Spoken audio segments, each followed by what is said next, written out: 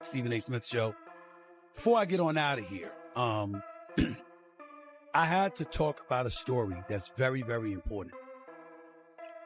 And albeit indirect, it involves Caitlin Clark. Updates in the ongoing WNBA CBA negotiations, and there is a brand new wrinkle to the storyline as it's been reported that there is a Saudi-backed basketball league that will be kicking off next season, and this could truly change everything. Hey, is this enough to entice Caitlin Clark? $20 million deal, 30, 40, $50 million. Welcome back to Pulse Hoop. Today I'm here with another exciting WNBA story, and I hope you're going to enjoy it. Stay with me until the very end, because we're going to break down all the important details and reactions. So, without wasting any time, let's get straight into today's story. Everything we think we know about the future of professional women's basketball could be about to change. For months, the conversation has centered on Caitlin Clark, the criticism surrounding her, and the tension involving WNBA veterans. But while all of that was unfolding, major financial interests were reportedly watching closely. We're not talking about a shoe deal or a maximum contract extension. We're talking about a reported billion-dollar possibility that Stephen A. Smith has discussed on television. Online rumors have suggested that Saudi investment interests could target women's basketball, with Caitlin Clark and Sophie Cunningham potentially emerging as major names in the speculation. Such a move would pair one of the biggest stars in the game with one of the league's most recognizable personalities, creating a combination the WNBA could not afford to ignore. Stephen A. Smith has repeatedly warned the league about protecting its biggest attraction. To understand why this billion-dollar story is getting so much attention, you have to look at the messenger.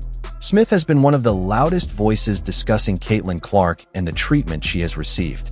While some analysts have described the physical play as simply competitive basketball, Smith has criticized the hard fouls and controversy surrounding Clark. On national television, he has argued that the WNBA risks mishandling one of the biggest opportunities women's basketball has ever received. He has pointed to controversial incidents involving Clark and questioned decisions surrounding her career. But his latest comments have shifted from criticism toward a broader warning about the business side of the league. Smith's argument is simple. When a player's market value becomes vastly larger than her compensation, the league risks losing control of the situation. According to Smith, some WNBA veterans may have believed they could make Clark wait her turn, but they underestimated the leverage a superstar can have in today's sports business. His comments about outside funding speculation raise a bigger question about what happens when a player's market value becomes much larger than the league's current structure. Now, let's look at the numbers. The WNBA has a salary cap, and Caitlin Clark entered the league on a 4-year rookie contract worth roughly $338,000, including more than $76,000 in her first season. Compared with NBA salaries, that figure is relatively small. At the same time, Clark has helped generate enormous attention for women's basketball, with strong attendance, television interest, and merchandise demand. That has fueled questions about whether her compensation matches her commercial value. This is where the Saudi investment rumors become especially interesting. The Public Investment Fund operates on a massive financial scale, and if reports of a potential billion-dollar investment in a new women's basketball league or tournament format are accurate, Clark could be viewed not simply as a player, but as a global sports attraction. Such an offer would represent far more than a traditional contract. It could potentially reshape the business around her.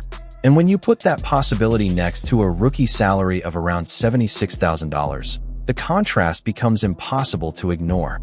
But this isn't just about one player making more money.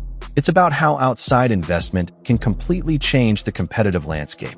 We've seen something similar before with LIV Golf, when Saudi-backed investment challenged the PGA Tour and disrupted the traditional structure of professional golf. Then the Saudis stepped in with LIV Golf, offering major contracts to stars like Phil Mickelson and Dustin Johnson. The move sparked intense criticism and accusations of sports washing, but after the players joined, the PGA Tour eventually had to negotiate with the new organization. Now, similar speculation is surrounding women's basketball. If a Saudi-backed league pursued major WNBA stars, questions about players' salaries, travel, and opportunities could make the idea especially attractive. Caitlin Clark would obviously be a massive target because of her enormous popularity, but one superstar alone cannot build a successful league. A strong supporting cast and marketable personalities would be essential. That's where the speculation surrounding Sophie Cunningham becomes interesting. Why Cunningham? Her personality, physical style, social media presence, and recognizable brand have helped her develop a strong following. She also has the kind of personality that attracts attention both on and off the court. The rumored goal of a new league could be to create a roster filled with globally marketable stars, and Clark and Cunningham would certainly make an intriguing combination.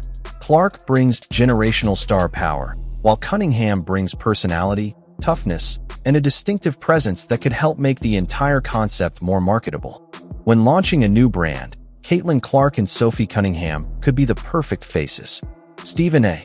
Smith has repeatedly pointed to the power of star players in driving attention, and both Clark and Cunningham have become major attractions. But now, the bigger question is why Clark would even consider leaving the WNBA.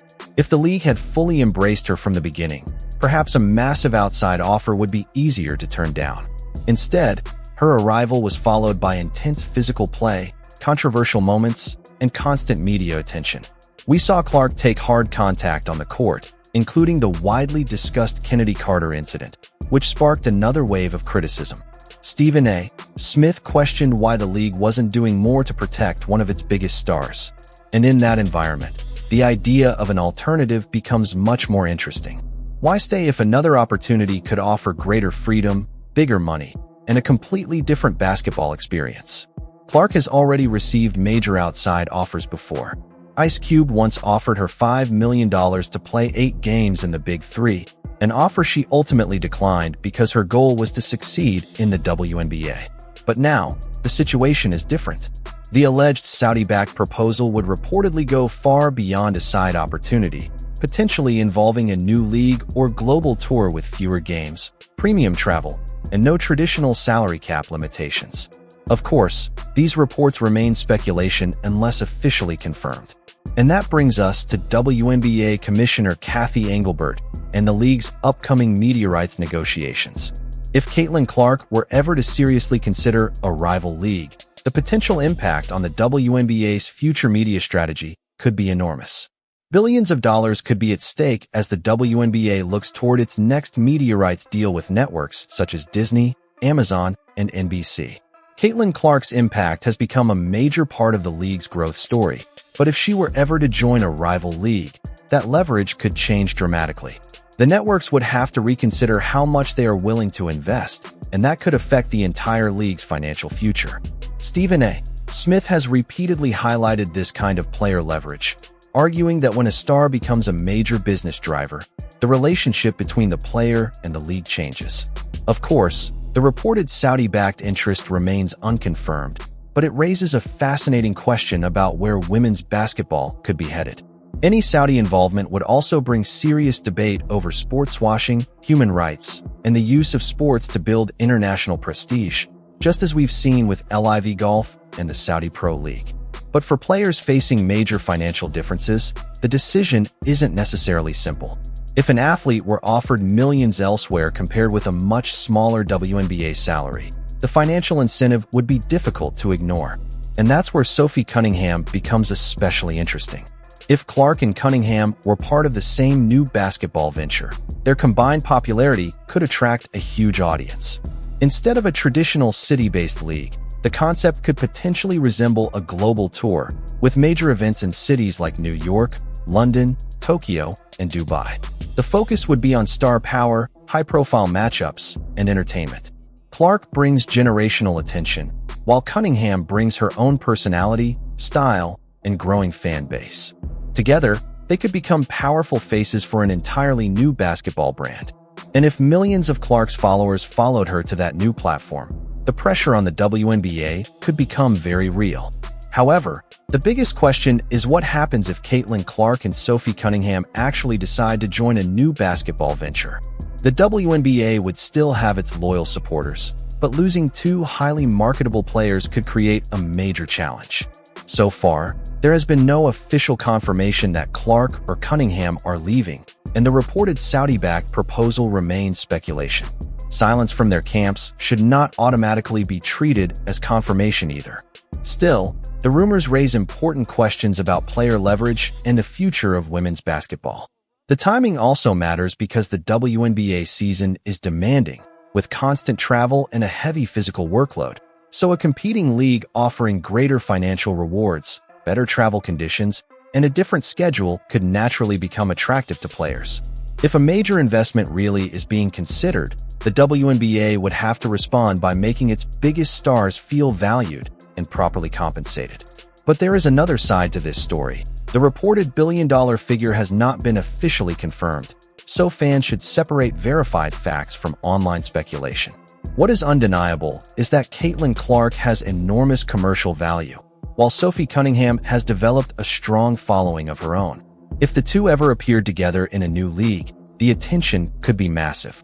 So the real question isn't whether Clark is leaving the WNBA right now, because there is no confirmed announcement saying she is. The bigger question is whether the possibility of a rival league could change how the WNBA values and protects its biggest stars. If Clark and Cunningham ever did make that move, it could reshape women's basketball in a way nobody saw coming.